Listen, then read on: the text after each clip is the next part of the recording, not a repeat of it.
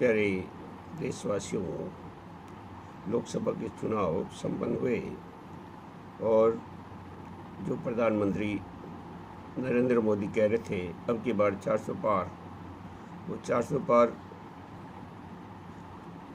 तो उनका मंसूबा ही रह गया और 240 पे अटक गई। यानी कि 272 सीटें भी, पूर्ण बहुमत भी भारतीय जनता पार्टी को नहीं मिला। और यहाँ तक कि अयोध्या में राम मंदिर का शिलान्यास अफरा तफरी में मोदी जी ने करवाया, उसके बावजूद 82 में से 35 सीटों पर सिमट के रह गई भाजपा। और एनडीए की सरकार भारत में केंद्र में तीसरी बार बन गई। शपथ ग्रहण समारोह हो गया। लोकसभा का पहला सत्र, राष्ट्रपति का भाषण और उसी के बाद लोकसभा प्रतिपक्ष के नेता के रूप में उभर कर आए कांग्रेस के राहुल गांधी, जो इंडिया के गठबंधन के सर्वसम्मति से मनोनीत किए गए प्रतिपक्ष के नेता। प्रतिपक्ष के नेता राहुल गांधी ने पहली बार प्रतिपक्ष के नेता के रूप में लोकसभा में अपना राष्ट्रपति भाषण के ऊपर अपना भाषण दिया। बेबाक भाषण कह सकते हैं, जिसको देख करके मोदी को भी 2 बार सदन में खड़ा होकर के जवाब देना पड़ा।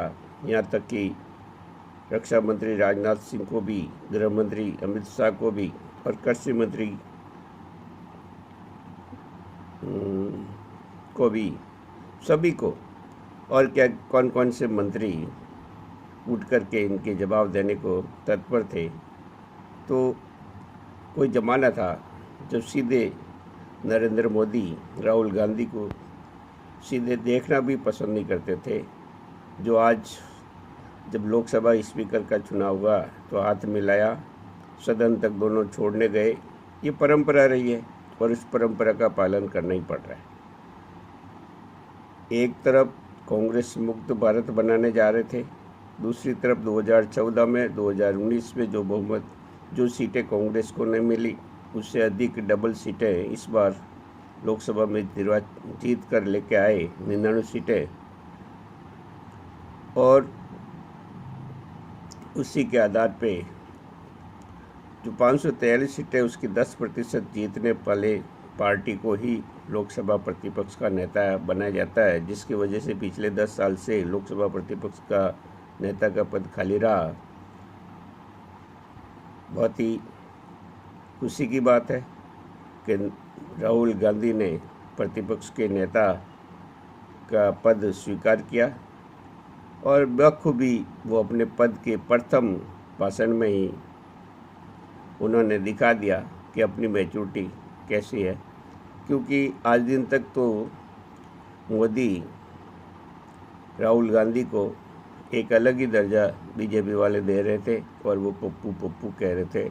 अब पप्पू उनके लिए क्या साबित हो रहा है ये वो खुद जानते हैं, जो कहते थे वो खुद जानते हैं।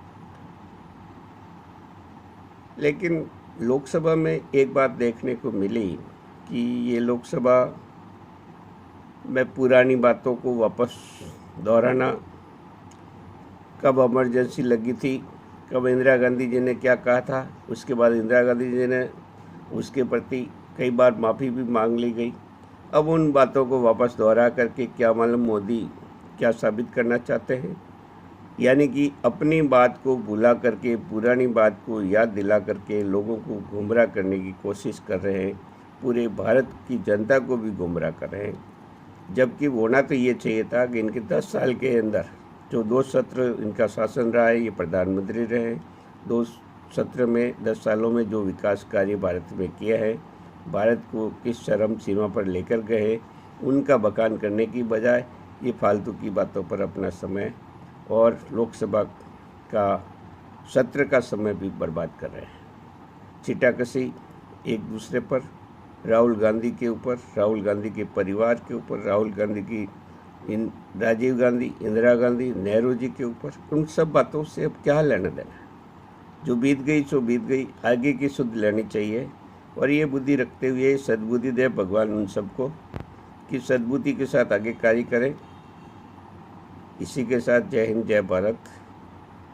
आगे भी हम आपको समय समय पर ध्यान देते रहेंगे। धन्यवाद।